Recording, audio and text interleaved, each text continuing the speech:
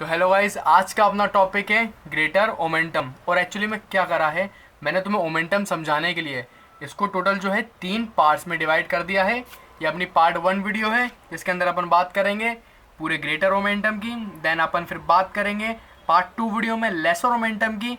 Then actually में क्या होता है, ये लेसर ओमेंटम के पीछे एक स्पेस प्रेजेंट रहती है, एक फोरामेन होता है, उसे अपन बोलते हैं एपिप्लोइक फोरामेन।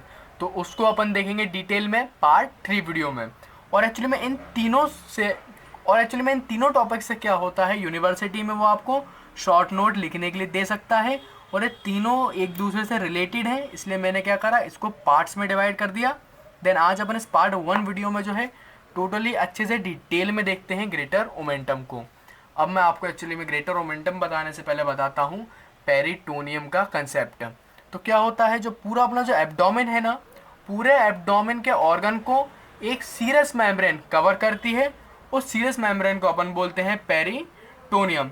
तो अगर मैं आपको पेरिटोनियम को समझाने के लिए ये वाला डायग्राम दिखाऊं तो आपको क्लियरली समझ में आएगा। ये जो है, ये अपने फीमेल एब्डोमेन को अपन जो है लेटरल साइड से देख रहे हैं। अगर मैं आपको मेरे 3D मॉडल से इसका दिखाऊं किस व्यू में देख रहे हैं, तो ये है अपना एब्डोमेन। देन अपन इसको इस सेक्शन में देख रहे हैं, आप देख रहे हो लेटरल सेक्शन में जो है ये वाला अपन डायग्राम देख रहे हैं। तो यहाँ पे ये पूरा है अपना लिवर।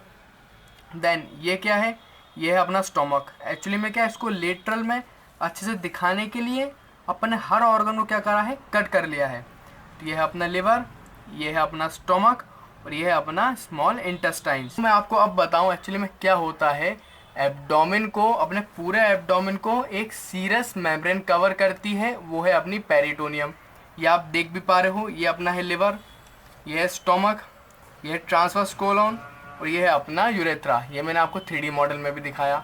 देन यहाँ पे ये जो मेम्ब्रेन है ना, जो उसको कवर कर रही है, यही है पेरिटोनियम, जो कि अपना आगे की साइड इंटीरियर में कवर करके नीचे डाउनवर्ड की तरफ डिसेंड होती है। देन नीचे जाते हुए ये फिर आपके यूरेथ्रा को पूरा कवर करके फिर से पोस्टेरियर में से फिर से ऊपर जाने लगती है।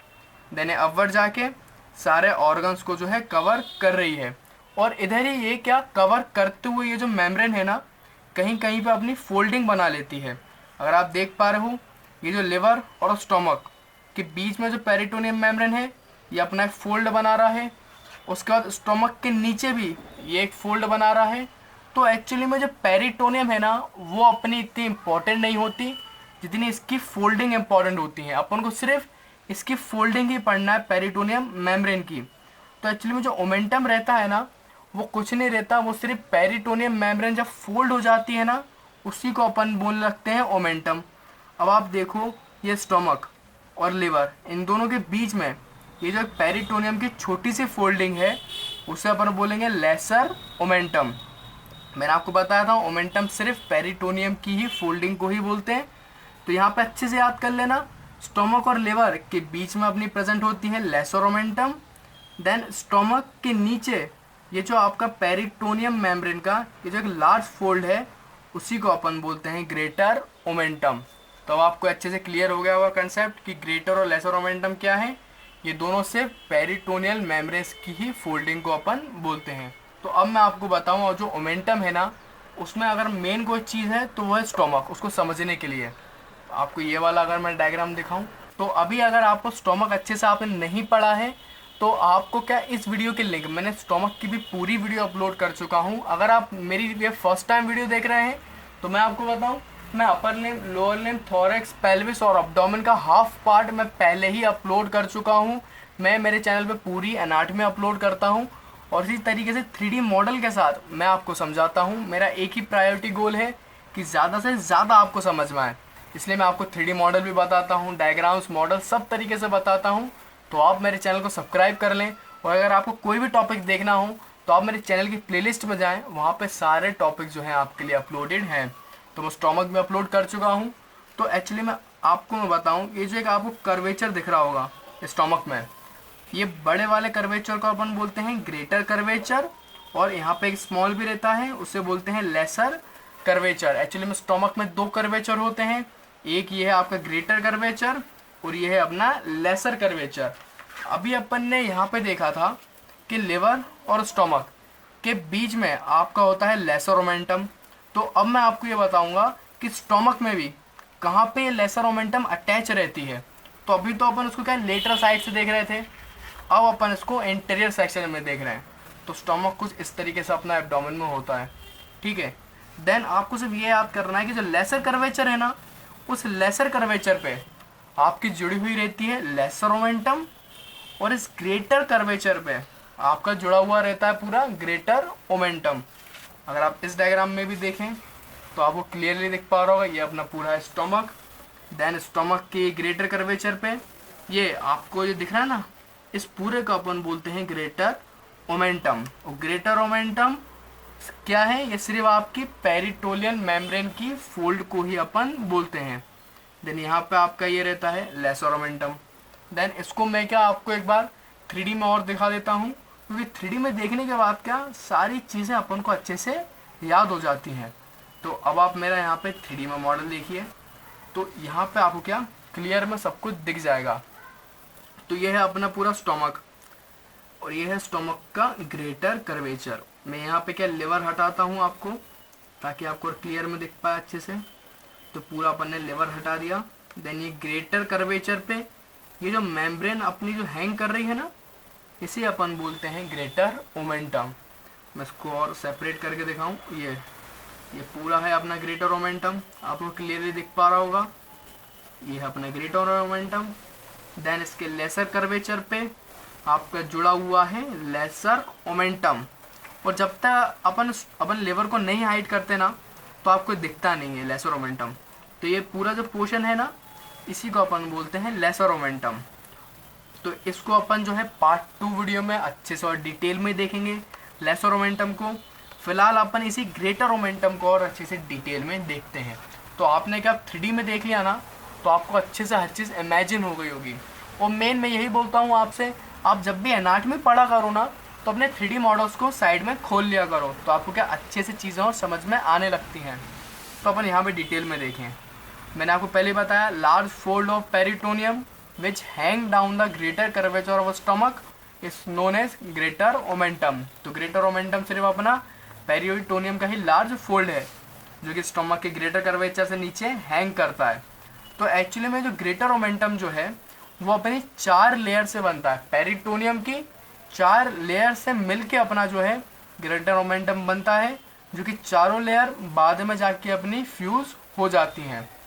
तो यहाँ पे बस आपको ये अच्छे से याद करना है कि जो ग्रेटर मोमेंटम है फ्यूज हो जाती हैं। उसके बाद जब चारों लेयर जब फ्यूज हो जाती हैं, तो वो आपकी एक थिन मेम्ब्रेन बना लेती हैं, जो कि अपना कंटेन करती है क्वांटिटी ऑफ फैट और स्मॉल आर्टरीज और वेन्स। तो मेनली मैं आपको बताऊं, जो ग्रेटर मोमेंटम है ना, वो अपना फैट को ही स्टोर करवाने का काम करता है। अपन देखते हैं जो मोटे लोग रहते हैं उनका पेट बिल्कुल बाहर रहता है। वो क्यों रहता है?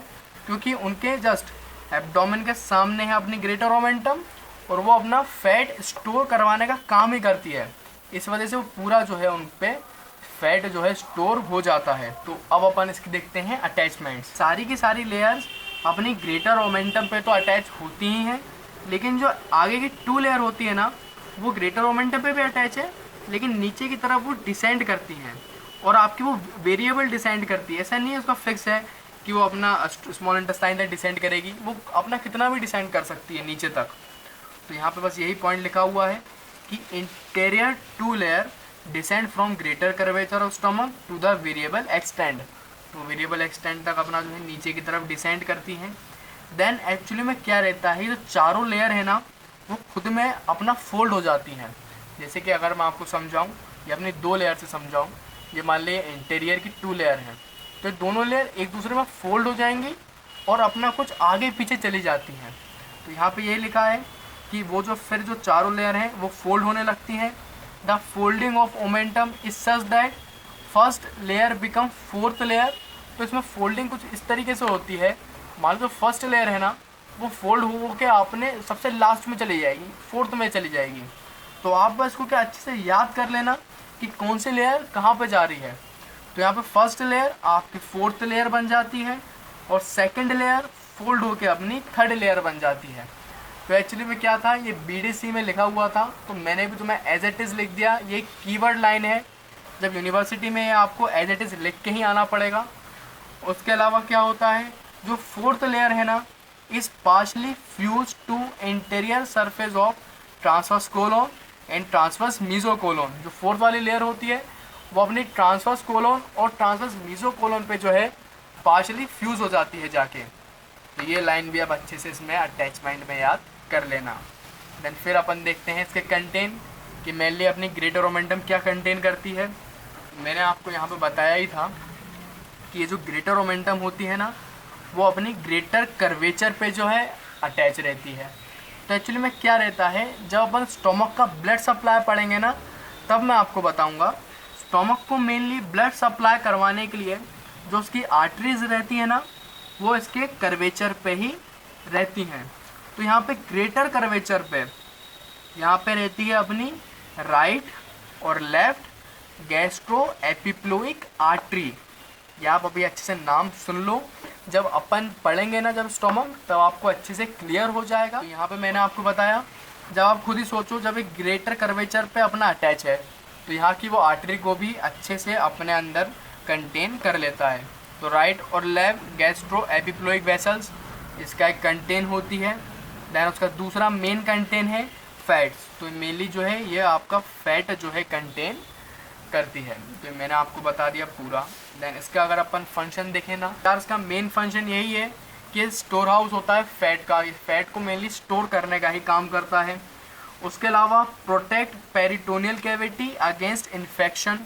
ये जो है इन्फेक्शन से भी प्रोटेक्ट करता है अपना एब्डोमिनल कैविटी को। क्यों? क्योंकि इसके अंदर क्या रहता है, ग्रेटर ओमेंटम जो है अपने अंदर मैक्रोफेज भी कंटेन करता है। अब यहाँ पे मैक्रोफेज है, इस वजह से ये जो है इन्फेक्शन से भी ये प्रोटेक्ट करेगा। ये बहुत इंपॉर्टेंट इसका फंक्शन है। उसके बाद collection of macrophage from small dense patches known as milky spots. Actually में जो मैक्रोफेज जो इसके अंदर रहते हैं ना, वो स्मॉल डेंस पैच के फॉर्म में रहते हैं, तो उसको ही अपन बोलने लगते हैं मिल्की स्पॉट्स। तो मैं इसको जो है अच्छे से आपको कर देता हूँ मार्क। ये आप बहुत इंपॉर्टेंट लाइन है, ये भी यूनिवर्सिटी में अगर क्वेश्चन आएगा तो ये आपको लिखनी पड़ेगी। ये भी कीवर्ड एक लाइन है, ठीक है। देन अपन देखते हैं अब यहाँ पे मैक्रोफेज प्रेजेंट होने के कारण क्या होता है। अगर मान लो इतने एरिया में इन्फेक्शन हो गया तो इन्फेक्शन क्या लिमिटेड रहता है। जो मैक्रोफेज है ना, उस इन्फेक्शन को स्प्रेड नहीं होने देता, उसे लिमिटेड रखता है और पूरे एरिया को सील कर देता है। तो यहाँ पे ये लिखा है कि it is also limit the spread of infection. Infection के स्प्रेड को लिमिट कर देगा। इस तरीके से ये क्या कर रहा है, अपने एब्डोमेन को प्रोटेक्ट करने का काम कर रहा है। तो greater omentum is also known as police man of abdomen. तो इसको अपन पुलिस मैन ऑफ एब्डोमेन भी बोलते हैं। ये पूरा मैंने आपको ग्रेटर ओमेंटम अच्छे से बता दिया। अब मैं आपको इसके नोट्स प्रोवाइड करता हूँ और ये भी बताता हूँ इसको यूनिवर्सिटी में किस तरीके से लिख के आना है।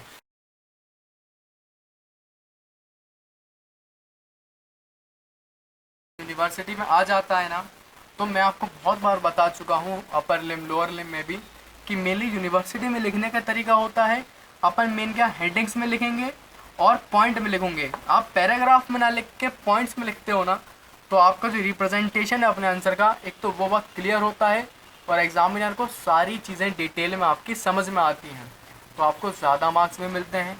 तो पहले आपको लिखना पड़ेगा ग्रेटर ओमेंटम की हेडिंग डालना, देन इसके इंट्रो वाले 3 पॉइंट लिखना, देन आप फिर अटैचमेंट हेडिंग डाल के ये तीनों पॉइंट इसके अटैचमेंट के एज इट इज़ लिख देना। फिर कंटेंट डाल के आप एक कंटेंट लिखोगे। देन फंक्शन में ना यार, ये वाली लाइन बिल्कुल लिखना मत भूलना, मिल्की स्पॉट्स वाली। ये एक कीवर्ड लाइन है और आप कीवर्ड लाइन वगैरह लिखते हो ना, तो एग्जामिनर को लगता है आपने डीप में पढ़ा है, तो आपको वो अच्छे मार्क्स भी देगा।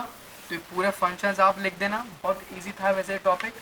और एंड में आपको ये एक डायग्राम जो है इसका बना के आना पड़ेगा। और ये जो डायग्राम है ये एक्चुअली में बीडीसी का ही डायग्राम है, आपको बुक में भी मिल जाएगा।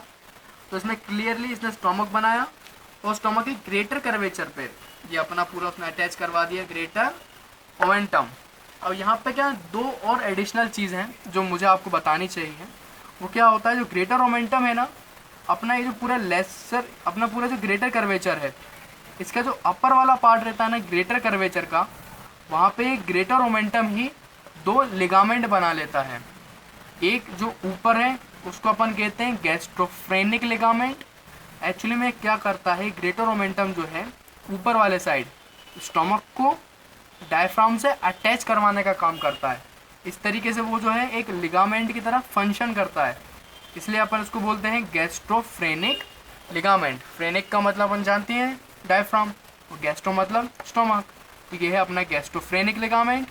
देन गैस्ट्रोफ्रेनिक लिगामेंट के जस्ट नीचे अपना प्रेजेंट है स्प्लीन, तो एक स्टोमक और स्प्लीन के बीच में होगा, तो उसे अपन बोल देंगे गैस्ट्रोस्प्लीनिक लिगामेंट। और फिर आपका पूरा डाउनवर्ड तो अपना है ये पूरा ग्रेटर ओमेंटम, और उसके लेसर कर्वेचर पे अपना प्रेजेंट होता है लेसर ओमेंटम। तो अगर आपको मेरी वीडियो पसंद आई हो और आपके कंसेप्ट इससे क्लियर हुए हो, तो आप मेरी इस वीडियो करो लाइक, और आप मेरे बिल्कुल आई बटन पे आप चले जाओ। मेरी पार्ट 2 वीडियो बिल्कुल आपको मिस नहीं करना है, क्योंकि अपनी पार्ट 2 वीडियो जो है वो लेसर ओमेंटम के ऊपर होने वाली है, और बिल्कुल आप मेरी पार्ट 2 वीडियो जल्दी से देख लीजिए। तो thanks for watching and keep learning.